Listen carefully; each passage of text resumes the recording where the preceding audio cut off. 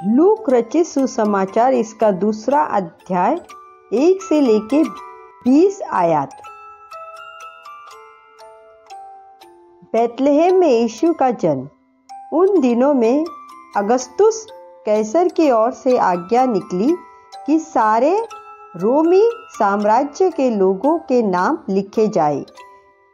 यह पहली नाम धराई उस समय हुई जब क्यूरिनियस सीरिया का राज्यपाल था और सब लोग नाम लिखवाने के लिए अपने अपने नगर को गए। अतः यूसुफ भी, इसलिए कि वह दाऊद के घराने और वंश का था, गलील के नाजरत नगर से यहूदिया में दाऊद के नगर बैतलहम को गया कि अपनी मंगेतर मरियम के साथ, जो गर्भवती थी, नाम लिखवाए।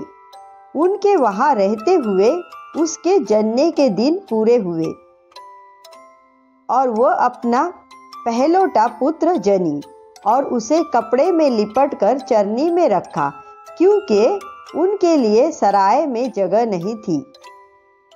चरवाहों को स्वर्गदूतों का संदेश। और उस देश में कितने गडरिये थे जो रात को मैदानों में रहकर अपने झुंड का पहरा देते थे। और परमेश्वर का एक दूत उनके पास आ खड़ा हुआ और प्रभु का तेज उनके चारों ओर चमका और वे बहुत डर गए। तब स्वर्गदूत ने उनसे कहा, मत डरो, क्योंकि देखो, मैं तुम्हें बड़े आनंद का सुसमाचार सुनाता हूँ, जो सब लोगों के लिए होगा, कि आज दाऊद के नगर में तुम्हारे लिए एक उद्धारकर्ता जन्मा है और वही मसीह प्रभु है। और इसका तुम्हारे लिए यह चिन्ह है कि तुम एक बालक को कपड़े में लिपटा हुआ और चरनी में पड़ा पाओगे। तब एकाएक उस स्वर्गदूत के साथ स्वर्गदूतों का दल परमेश्वर की स्तुति करते हुए और यह कहते दिखाई दिया, आकाश में परमेश्वर की महिमा और पृथ्वी पर उन मनुष्यों में जिनसे वह प्रसन्न है शांति हो। चरवाहों का बैतलहम को जाना। जब स्वर्गदूत उनके पास से स्वर्ग को चले गए तो गडरियों ने आपस में कहा, आओ हम बैतलहम जाकर यह बात जो हुई है और जिसे प्रभु ने हमें बताया है देखें।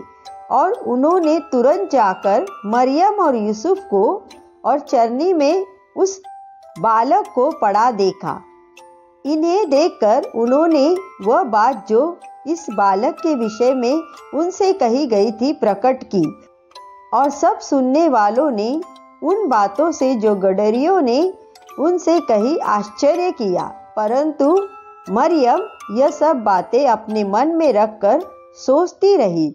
और गडरिये जैसा उनसे कहा गया था वैसा ही सब सुनकर और देखकर परमेश्वर की महिमा और स्तुति करते हुए लौट गए। आमीन।